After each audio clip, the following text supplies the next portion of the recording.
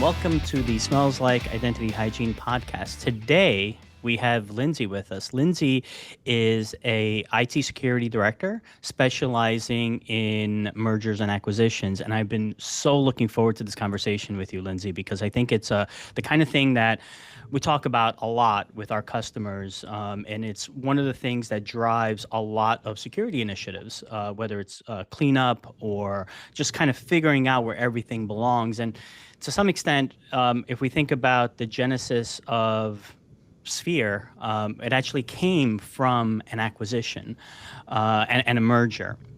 So to start off with, can you tell us a little bit about your history and your role and the work that you do? Yeah, sure. So I started out going to school and getting a undergrad degree in the computer science field and a master's degree in information systems, like manager of IT people, let's say. And with that, I started out as a developer. So I started out writing code, doing internships in my first job, writing C++, Java, JSP, Cold Fusion, JavaScript, that kind of stuff. Did that for a while, kind of realizing that that's probably not the right path for me long term. I knew how to do it, was good at it, but also always had a healthy paranoia, so that's a great place for security.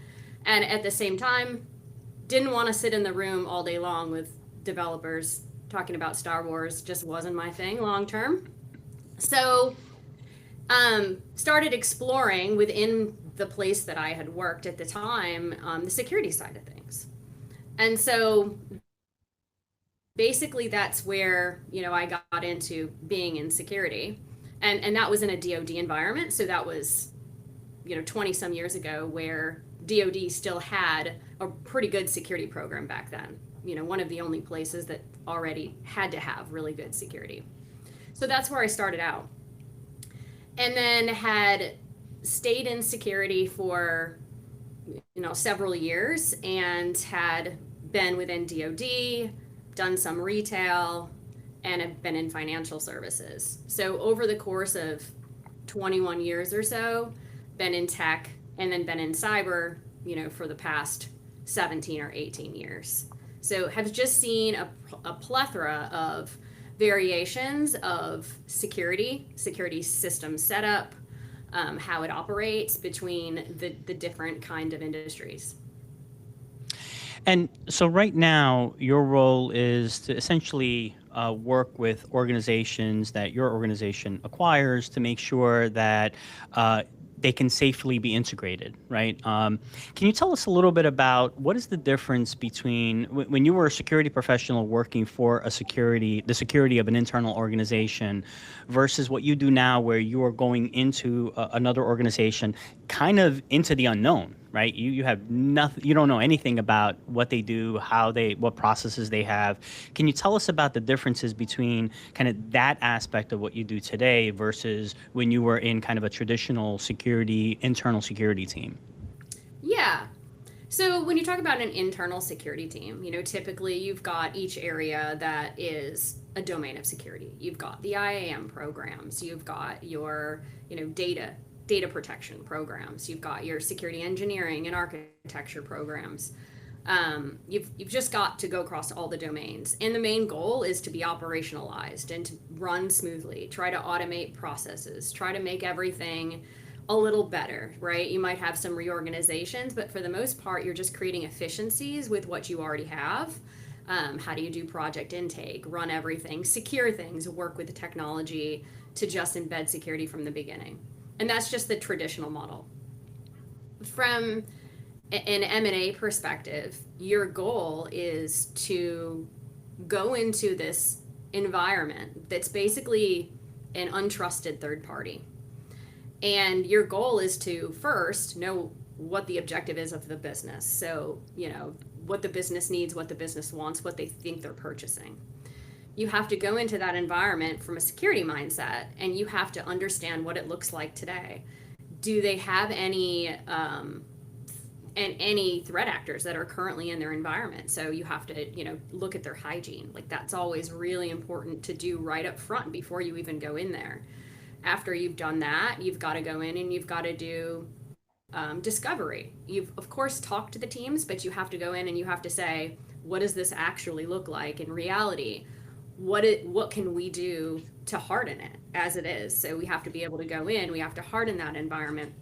We have to figure out what kind of hardening we can do. So if the systems you have in your regular corporate environment are, state of the art types of systems that are enterprise grade, and you go into this other environment which could have everything, anything you just think of, it could be any kind of environment. It could be a little small company, it could be a large company.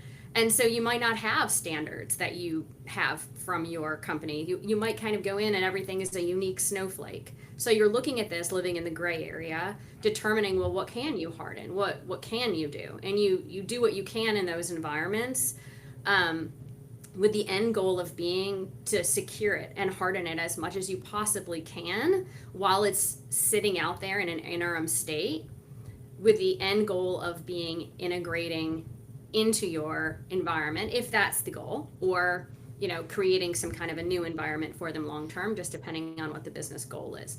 That's all a giant holistic program that has to run, and it's completely outside of the regular security protocols.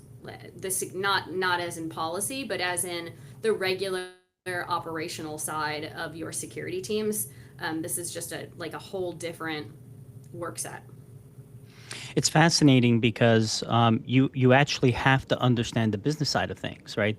What is the long-term goal of this acquisition? Like you said, is it just merely we're just going to take the people, take the processes, and bring it into the larger corporate entity, or are they going to operate independently, but they are still part of that umbrella larger organization, and they need to be safe, right? Because they can potentially compromise the larger organization, which is fascinating, and that does seem like a lot different than doing traditional security, where you always have to keep in mind the goals of the business, but ultimately the goal is protect the firm, protect what you know. Yeah. And the other thing that I find really interesting about what you do is that you are very much going into the unknown. You talked about discovery, and discovery is hard enough when you're dealing with a known entity that you worked in, an environment that you worked in, people that you could talk to. But I got to imagine discovery going into the complete unknown is a lot more difficult. Yeah, it is, especially when, so, if you have a larger organization that's regulated, they're going to have more requirements that they're already following. They might have business owners. They might know who owns various applications. So it makes it a little easier because you can ask people, hey, you're the owner. Who should have access to this? What does this look like? Does it have multi-factor on it? You can start to ask questions. But if it's a smaller company, there may not be business owners. And so, you kind of are running up against really trying to understand it on your own and trying to get a good picture. Ideally, having some tools out there that can do some discovery in a more automated way, that can pull data back for you, that can give you views of it, to be able to build out that end discovery state so that you can move forward with whatever you need to do to harden. You talked about ownership, and ownership we know is critical, right? To especially when it comes to affecting change. Can you tell us a little bit about the role of identities when it comes to this type of work that you do, when it comes to whether you're analyzing a potential acquisition target, or possibly the acquisition's already happened, but now you're trying to make sense of that environment. Can you tell us a little bit about what role do identities play in that? Sure. Yeah. So identities are one of the biggest, if not the biggest, item you're going to be looking at. It's very important within the acquisition.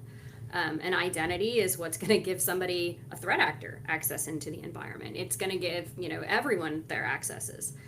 And so as you're looking at it, and one of the very first things you do is you're talking to that company and you're asking them how do they do their identities today? How do they do their provisioning? How do they do their deprovisioning, right? So when somebody's leaving the company, how do they remove them? How do they remove them from systems that may not be through Active Directory or through, a federated identity platform? So, when you have SaaS apps, how do you treat those? Do you have MFA on those? You're asking so many questions to just understand the security profile of their identities today, with the objective of thinking about threat actor vectors to get into the systems first, because you just bought this company. So from the business aspect, you want to make sure that they keep the value of what they just bought. And then you're looking at this and you're trying to kind of paint the picture to understand prioritization of what you need to harden, whose accesses you may want to remove, if there's anything that's externally facing, appliances that may have accesses there that they did out of ease that we wouldn't want that, and so you start to look at those and remove those first. You try to figure out exactly what the ideal access structure should look like on an interim basis. And then for the integration, you need to know, so that way if you're moving anything over, who should be getting access to that. A lot of times you're going to start over, but you at least have an idea. I would say with the accesses, it's just you could get anything. You can get so many different areas there that it's just really important that that's a main focus up front.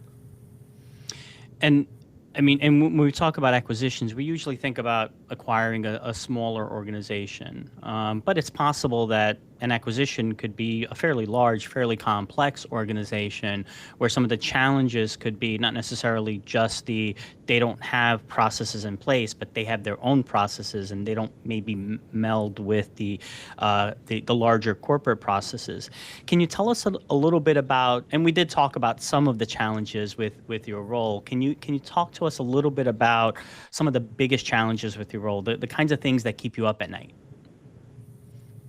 Yeah. I think some of the biggest challenges is ensuring all the players strategically are on the same page. It's not necessarily a challenge, but it's an iterative, very important process just to ensure that everyone is. And I mean everyone from the technology space, everyone from the business space, everyone from the security space.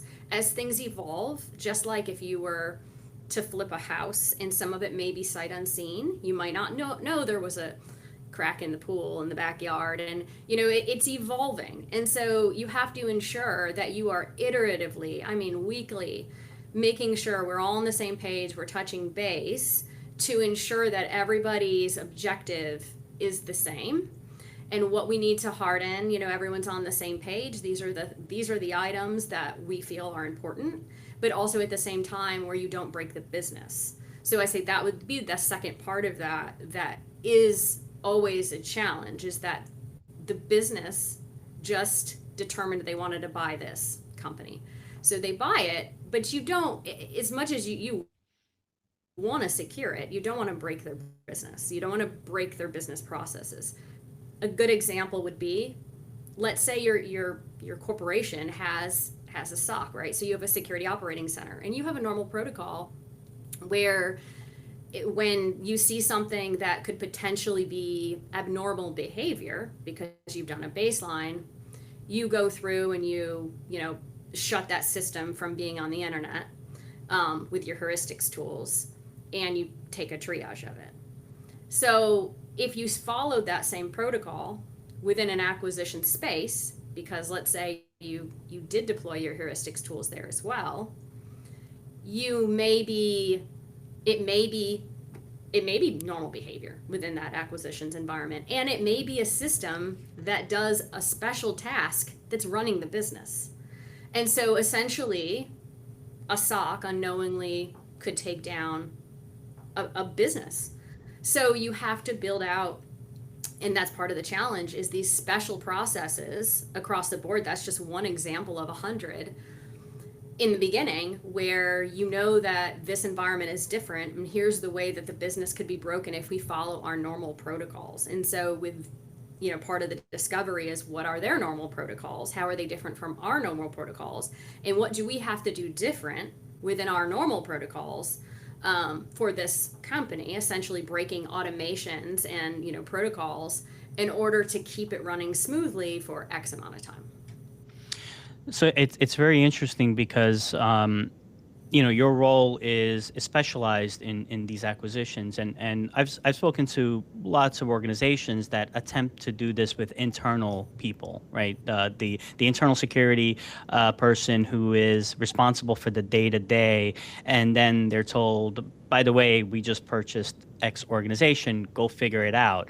And it does feel like it does need to be a specialized role, someone who understands, can almost like a SWAT team, right? It's kind of the way that I envision you and your team going in, knowing what to look for, understanding what can break, what cannot break, what can we do, how much can we enforce, how much can we not, in order to ensure that there's a safe acquisition, right? Um, would you say that over the course of your career, from when you started specializing in acquisitions, but just in general, from a security perspective, has the role changed over the years? And if it has, how?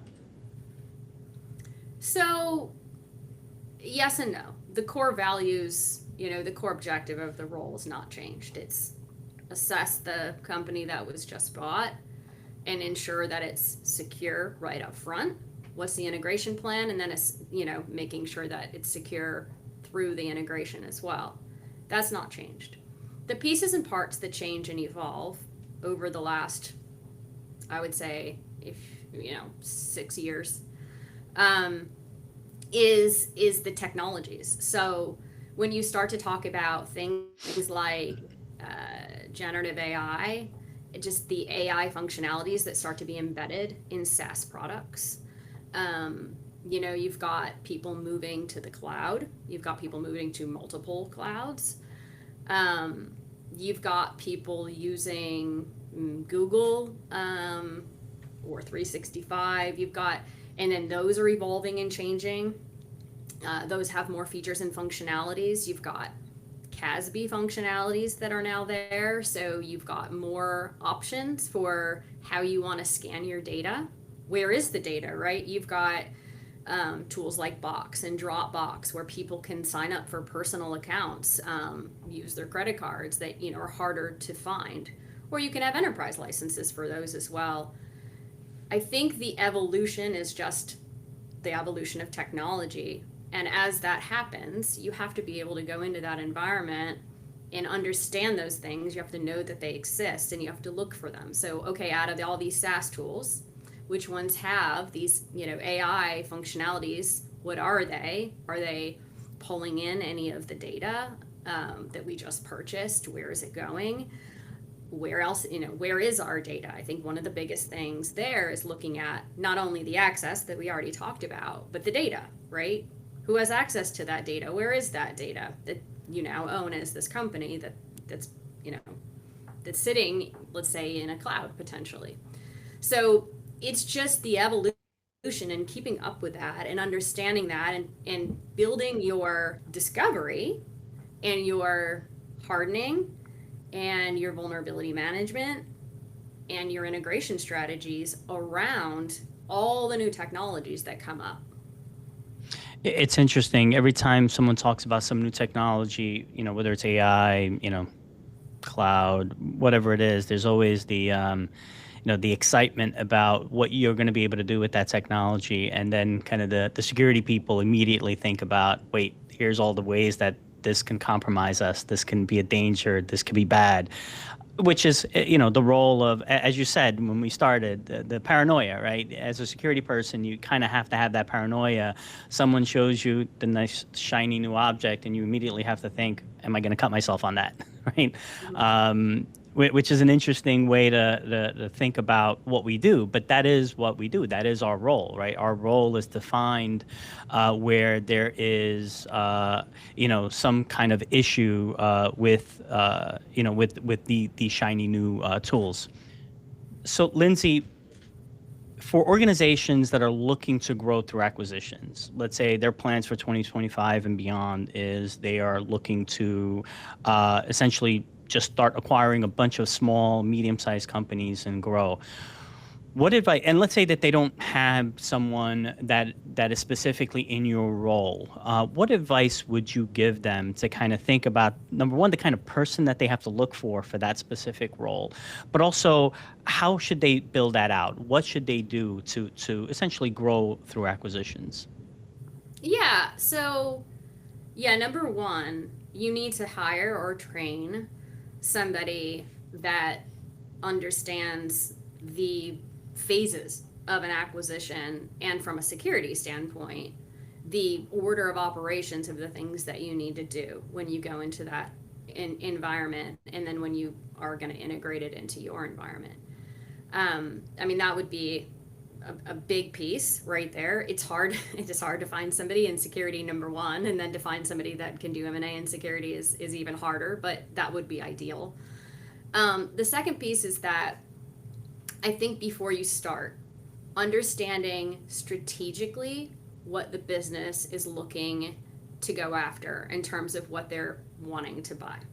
So, for example, if they want to buy an ed tech or a fintech company, just kind of putting in perspective, they're probably smaller and scrappier where they may be all in the cloud and, may or may not have all the shiny security tools already there. So kind of build that out up front in your mind. Maybe do a tabletop of what does that look like and what would you want to have done ahead of time. Do you want to have a cloud environment ready to go so that you can try to port it over?